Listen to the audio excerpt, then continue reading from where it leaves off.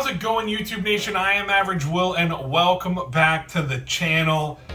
Welcome back. If you're new here, as I always say, go ahead and get your comfy pants on, get your favorite blanket, get your favorite snack, settle in, and I hope you enjoy this video. In today's video, we are going to be doing my personal top 10 favorite books of 2021. These were the books that I obviously enjoyed the most, or my top 10, right? And with that being said, this is my personal preference. If you have your own top 10 list, let me know in the comments below, because I'm always excited to see what everyone's reading, the different kind of books. Maybe there's something I should be reading. Let me know in the comments. If there's something on that list, on this list, that you feel shouldn't be on here, or hey, I didn't put a book on here that maybe I should be checking out, let me know in the comments below. These videos are all about having fun with this kind of stuff and starting that conversation, because I have grown such a love for comic books in this last, almost 2 years. It'll be 2 years in April. Can't believe it's already been that long. But yeah, so this is my personal 10. Now, before we jump into the list, there are a couple books, I'll just get right out the gate with it, that did make the list just because we only had a few issues in 2021. We Live was one of my favorite series, but there was only a couple issues for this year. We Live Paladins was originally supposed to come out in 2021. I think if it would have came out and it was as good as We Live, then it would probably have been on this list pretty high up. And then also Recount. I know the 3 of the 4 issues were here in 2021, but I just feel like the fact that it started in 2020, with everything, all the other books I love that had a full 6 or more run set, for the most part, I just couldn't put it on my list above it. But again, Recount, another one I'm excited for. I can't wait for it to come back. I feel that the team did such a good job with that series. I'm excited for the future for both of those. So before we get into it, those are 2 of my favorite stories that didn't make the list just because we didn't have enough of them. So let's jump into it, because I don't want to take up too much of your time. Coming in at number 10 for me, I've got Noctera. What Scott Snyder has done with this story is great. I've enjoyed the character build, the whole world setup. I'm a fan of the whole sci-fi, post-apocalyptic thing, where the fact is, hey, we have normal everyday life, and then all of a sudden, all the lights go out, and it becomes dark. And with the darkness becomes Mutation, and it is just such a fun ride. Now, will he be able to carry the story over past the 6 issues? We're now getting into, we're going to have a Blacktop Bill special, which Blacktop Bill is one of the gnarliest villains in any comic book. That I think it's going to be interesting to see how we kind of see his little story. Maybe we'll build off of it. And then we got Noctera coming back, I believe in February or March. So I'm really excited to see how Scott Snyder is going to continue the story. But this was such a fun ride. The fact that they got the convoys, they got to go from community to community in these semi-trucks that are rigged up with lights, and the different mutated beings, from your flies to your everyday animals to humans, humanoid beasts and everything like that have been mutated. It's been incredible. The main character has to deal with the adversity of her parents being mutated, and then obviously her brother being stricken with the disease, right? With this disease. So great story, check it out. It's a lot of fun. Coming in at number 9 for me is Eve. I am a huge fan of Boom. I have liked a ton of stuff that Boom has done this year. I think there's only been maybe a couple misses for me personally from Boom in 2021, but Eve was such a great story, because you have this girl Eve, who at the start of the story, she's in this reality with her dad, enjoying life, learning survival stuff, learning everything, and then boom, she wakes up and realizes it was all simulation. And she now is being tasked at pretty much repairing the world and bringing the Earth back to life, bringing humanity back to life for Earth, and that journey where we find out some secrets about herself, her parents, and her cute, morbid, robotic teddy bear that wants to kill everything. When you get to see how this all intertwines and everything, the ending of it, I felt it was a really good ending. It kind of gave you the ability to sit and be like, okay, now you can kind of story build yourself, and you can kind of have that idea in your head of, this is what Eve's doing, and this is what we're going. I don't think we're necessarily going to see a continuation. I could be completely wrong, but yeah, that's in my number 9. Coming in at number 8 for me, This was tough because I really enjoy this story, and again, aside from Boom, Image, obviously Image, I think Image is bigger than just being an independent, publisher. They're getting up there in, I think, the top 3 really, with DC and Marvel. I think they're putting out a lot of great work with all their other different titles, but this one is a superhero story in an indie comic book, and it's Geiger. I love this whole thing. You got Tariq, the main character, the glowing man who got cancer. He's going through chemo, and then all of a sudden nukes are dropping. He gets his family in the bunker. He doesn't make it in time. He gets radiated when the nukes drop, and he becomes the glowing man. And I love the the whole idea of the king or the prince, whatever the hell the guy's name is, that's in Las Vegas, and how this is, again, it's another post-apocalyptic world. And I just love the whole idea that you got this guy Geiger, who, if he doesn't have the rods on him, if he pulls the rods, he becomes a glowing man. He's got a kick-ass 2-headed dog. And then you got the kids that are involved in the story and trying to get them to safety and what Geiger does. And we're getting a spin-off of one of the characters in the end. There's a character introduced in, I think, issue number 5, one of the last 2 issues, that we're going to have a spin-off. We're also getting an 80-page special for Geiger, so that's going to be pretty cool. That's coming out here, I think, in February or January, maybe February. I believe it's January. But that's, again, it's another great story. Jeff Johns did a really good job with the storytelling and the art. The art really helps it. Really helps push it over the top. And again, it's a superhero movie or a superhero comic where the writer doesn't have to be confined. Like, you go into Marvel, you get a superhero, the writer kind of has to be confined in who that hero is. Sure, he can try to manipulate some things, but essentially at the root of it, he's got to stay within those parameters of that hero. Same with DC. So it's nice to see these superhero comics in the indies where these writers and these creators can really put their life into it and really make it a beautiful thing, right? So coming in at number 7 for me, I'm a huge fan of Friday the 13th. I'm a huge fan of Jason. So when I saw that this comic book was coming out, I was like, oh my God, I've got to get it, right? So I'm talking about Maniac of New York, for those that don't know. So essentially, Maniac of New York is the story of what would have happened if, when Jason takes Manhattan, Jason never left Manhattan and he just stayed in New York. Or he just went to New York and he conquered New York. And that's essentially what Maniac of New York is. You've got the Jason-esque killer in Harry, Harry the Maniac, where he's got a machete, he's got a Jason-esque mask. There might be some supernatural ties with this mask because we kind of see the mask in a museum, but essentially there was a task force set up at the beginning to hunt down Harry, to stop him, and then it became a fool's errand where they realized we can't kill him, we just got to kind of avoid. We're going to put out warnings like we're having a hurricane warning or hurricane or tornado warning. Hey, when that warning sounds off, get the F out of there, protect yourself, right? Essentially. So if you're put on this task force now, you're pretty much being thrown away. And this one lady gets put into the task force with another who is a whistleblower, so to speak, who narked on one of her partners. And so they team up to try to take Harry down because they do have ties to Harry.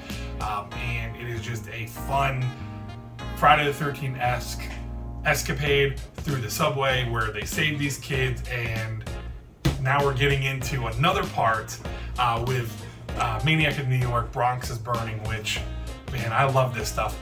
It's a fun story, and then I'm all over the place with what I like with art. It's got to really catch me. And Andre Muti, probably butchered his name, but Andre Muti does such a great job with what he did with Money Mask and how he does the art for Maniac in New York. That just muddiness makes this story pop. With the writing, it helps the writing along because it is that kind of muddy style that I really love with this story. Same with Bunny Mask. I love that art style with these stories. So yeah, this is my number 7.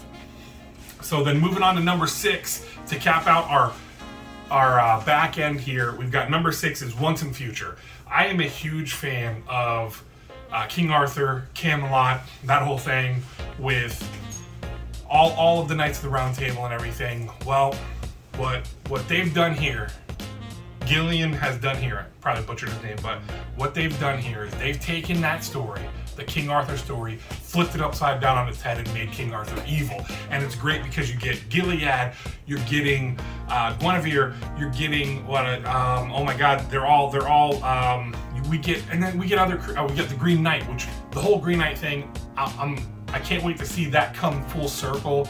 Because if you guys know the story of the Green Knight, he shows up, he says, hey, I'm gonna let you strike me, but then in 1 year, I'm gonna return that strike to you. And we saw that what happened with Rose. She hit the Green Knight, she made the strike on the Green Knight, so now we're gonna wait for the year to come up where the Green Knight's then essentially going to come and repay that strike to her. So there's that, and then they have other stories. We had Beowulf, which was awesome to see Beowulf in there. And again, you're seeing Lancelot in there, and the story of Gilead, you have to be my Gilead, and stuff like that. So it's really cool. Granny is one of my favorite comic book characters just because she's so brazen and she just so doesn't give an F, right? She just doesn't give an F. So it is Duncan. Duncan's a great character. He kind of gets thrown into this world of holy crap, we've got actual fairy tale beings, and all these lores that we thought were just these fairy tales and these folklores are all real. I think it's on issue 22. Great story. I hope they continue this to ride this wave. And again, this is another story that is the writing is so well supported by the art. The colors are so vibrant that it makes it pop. You have all these deep-seated greens and everything like that are put in here, and all just the different colors helps, and the art helps push the awesome writing that the team has done here.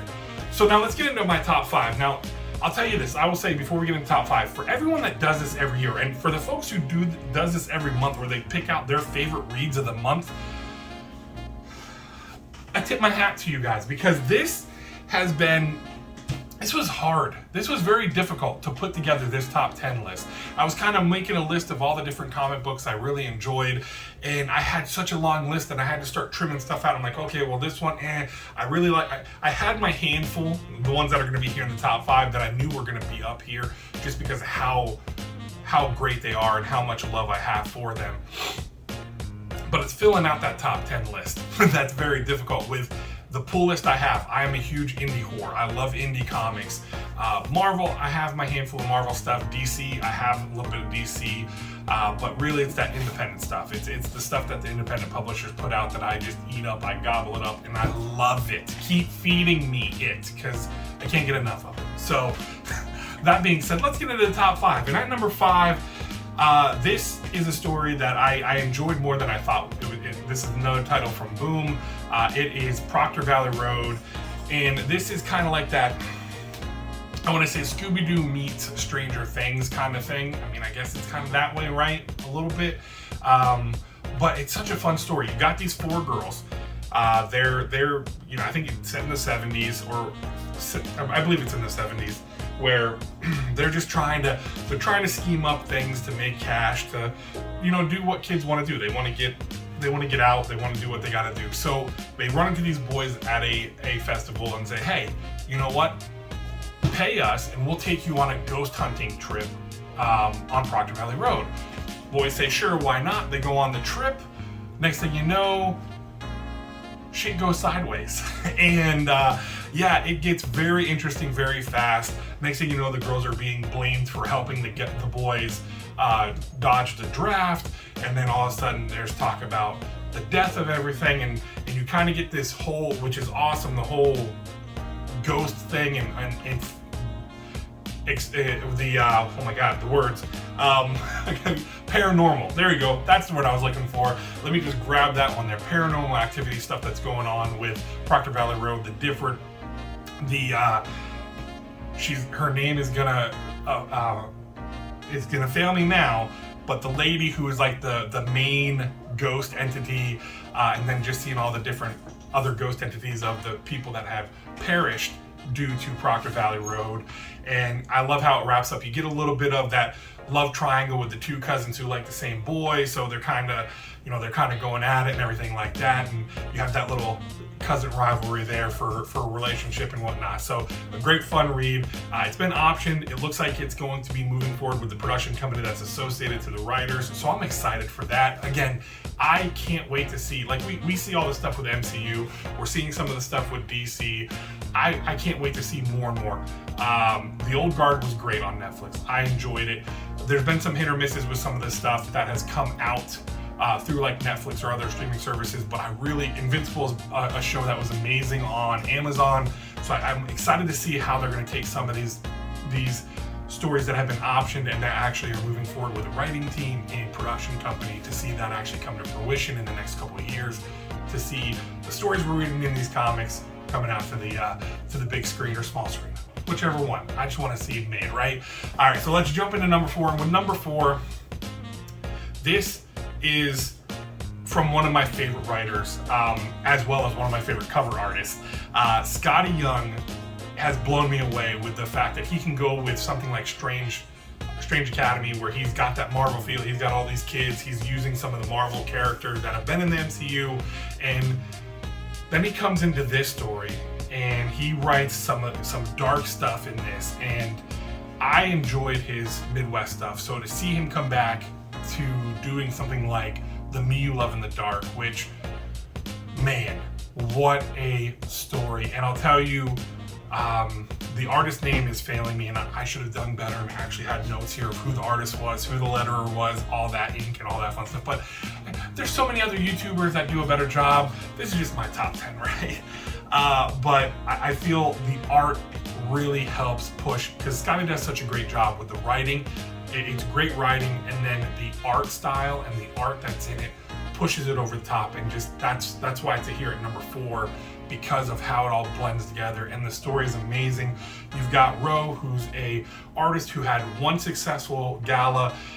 Now she's being tasked with putting another one together, but she's hit a creative block, so now she's trying to figure out ways to kind of get those creative juices flowing. What better way than to rent a haunted house, right? So she goes to this haunted house. She meets the entity of this house. It's not a ghost. It's more like a being, a entity. It's not necessarily a ghost. And things happen, man. Things happen to make you blush. It was crazy how Scotty approached it and everything, where you've got Ro, who she's trying to get this thing going. You have this entity who tries to help her, and then they have this connection, and then shit goes sideways. So a whole lot of shit going sideways, but things go crazy, and you see you kind of see how the entity is not necessarily supportive as much as selfish and clinging and needs her, right? So it has a great ending to it. It was such a great story in the 5 issues that that Scotty wrote, and then the art that went with it. So number 4 for me, The Me You Love in the Dark. Great stuff. If you haven't picked up the single issues, look out for that trade paperback when it comes out. Grab it and enjoy the hell out of it, because it is a great story. Then coming in number 3,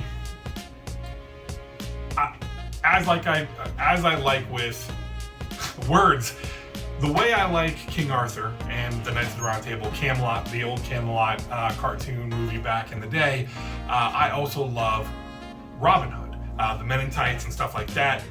You know, steal from the rich, give to the poor. And here's another one that it gets kind of flipped upside down on its head, where it's a more in-your-face kind of thing, where Nottingham, great story, great artwork, delivers the story of Sheriff John and his hunt for Robin Hood, and the whole winding road of the different hoods and what's going on, and the killing of the taxpayers to take the tax, or the tax collectors, I mean, not the taxpayers, of the tax collectors taking that money, and the whole web that gets weaved here by the writing team. It is such a... Now, getting into my top 2. Now, this one made my list solely, I think, because of my love for this series. It did have a 5-part segment come out. That's the word I'm looking for. A 5-part segment come out this year, as well as it finished up its first run at the beginning of the year. I believe it was February that issue number 15 dropped, which was the end of the Archer Peak. And if you guys know what I'm talking about Something's Killing the Children, my favorite series. This, hands down, This was the first comic book I truly fell in love with because of the horror aspect, and just you get the strong-willed, badass lead character in Erica Slaughter, who takes shit from nobody and is just a great, I mean, in my opinion, a great main character for you. She's an anti-hero who is really a hero. I'm going to call her a hero because she's not an anti-hero, just because she's brash and she doesn't take shit from anybody. She's looking to save the kids. She's looking to take out the monsters, and it's such a great run in that first 15 issues of the Archer Peak story, so that when it ends in 15, I think in February, and it came back in May, I believe, with issue number 16, and had a run for 16 to 20 of her origin story, which the fact that it gave us, without directly sitting here throwing a ton of stuff at us, it gave us a lot of info. It gave us the colors, what each color mask represents. It kind of lets us know about the Order, and that, the Order of St. George and the House of Slaughter. Not a ton, because they're going to let that get fleshed out with the House of Slaughter stuff, and then when we come back in March with Erica Slaughter with 21, with Something's Killing the Children. But the fact that we got her origin story, and we got to see what happened, and how the kids are essentially tied and tethered to their totems, is pretty badass. So it was amazing to see that kind of happen. And again, it's just this girl who was just traumatized by watching her family get ripped apart and killed by this monster, to come in, be brought in by Erica into this house where she's not wanted. They literally tell Jessica, hey, you're bringing in a stray. You can't keep bringing in strays. She goes through the tether, bond, whatever you want to call it, ritual, where they're fully expecting her to die, and she comes out aces. And again, just her personality and everything is amazing. So that is my number 2. I know it might shock some people here who have been around the channel that know how much I love Something's Killing the Children, but getting into this number 1, it's by the same writer, and I couldn't help but make this number 1 just because the story is awesome. And at number 1 for me is going to be The Nice House on the Lake by James Tynion IV, same person who writes Something's Killing the Children, and he's overseeing the stuff for House of Slaughter. He's not directly writing it, but what James Tynion has done with The Nice House on the Lake, you get this guy Walter. He kind of pulled together his 12 friends who were linked some ways loosely, some very loosely, some very tight, close and tight knitted. But he brings these 12 to his house on the lake for a celebration, only to tell them that, hey, by the way, the world has ended and you 12 are it. You guys are my 12, right? And each chapter, we've gotten through 6 so far, but each issue focuses on one character, right? It focuses on that one character, and they all have their names. There's the artist, which is a girl who I think is the newest to the group. It was interesting to see that we got her in the first issue, but we got her, and then you got like the accountant, the comedian, and stuff like that. It's amazing. I love how he's set this world up, and we get these little exposition dumps in like these text chats where people are having conversations, kind of like in AOL, right? In the AOL Messenger, where you're getting stuff in that script. So it's easy. You can see, you can read it, follow it along, and it doesn't bog down the story. And again, James Tynion IV is such a talented writer. I know some people are tired on him. I'm not. I'm a huge fan of his, and I love what he's doing. So it's no surprise he's my favorite writer, and he's the top two picks for me this year are his stories. But again, with what he's doing in Nice House on the Lake, I'm so excited to see the second half of it, because I think it is only a 12-issue series. We're halfway there with 6. I'm excited to see what's going on. They just found out some huge info. I don't want to spoil it too much, but again, get on it, get reading it. I don't know if they're going to do like a 6-issue trade, because it's part 1 or something. I don't know how that's all going to work, but definitely make sure you pick up these. You can probably still get these individual issues 1 through 6 for a pretty good price. It's a fun story. that has a lot of working pieces in it, and it doesn't feel like it's bogged down by dialogue. It doesn't feel like when he does the exposition dumps, it doesn't feel like that bogs down the story. And again, the art style is awesome, in my opinion. So yeah, to recap it, we had at number 10, I had Noctera. Number 9, I've got Eve. Number 8, we've got Geiger. Number 7, Maniac of New York. Number 6, Once and Future. Jumping into the top 5, we got at 5, Proctor Valley Road. Number 4 is Geiger. Number 3 is Nottingham. Number 2 is Something's Killing the Children. And number 1 is Nice House on the Lake. Thank you guys so much for hanging out with me. I've never done one of these top 10 lists. So I wanted to do it as we're walking into 2022 now. I'm excited for the layout that we have coming up, right? Or the playing field, whatever the horizon, whatever you want to call it, the outlook for 2022 with the stories. Again, just how we're going to get more and more stories, and we're growing, we're expanding on these stories, and then the new stuff that's going to be coming out. I'm always excited to see that. I am an indie whore. I openly admit that. So my list is very heavy indie. I only have one DC book on there, and that's a DC Black Label. That's essentially kind of like an indie title. But yeah, let me know what your guys' top 10 is, or your top 5, or your top favorite read of the year in the comments below. Did my list kind of match what yours is? Let me know that down in the below. Are there some stories that didn't make my top 10 that I should be reading? I may already be reading them, but still let me know down in the comments below and be like, hey dude, you should really check out this story. If you got recommendations for DC, Marvel that it might intrigue me, throw that down in the comments below as well. Thank you guys so much again. I greatly appreciate it. We're shooting for 10 thumbs up this video, so if we can hit that like button and get to 10 at least, I'd greatly appreciate it. I really do appreciate you guys taking the time out of your day, out of your life, to watch this schmuck make YouTube videos. So thank you so much. Tell somebody you love them. I'm Average Will, and I'm out.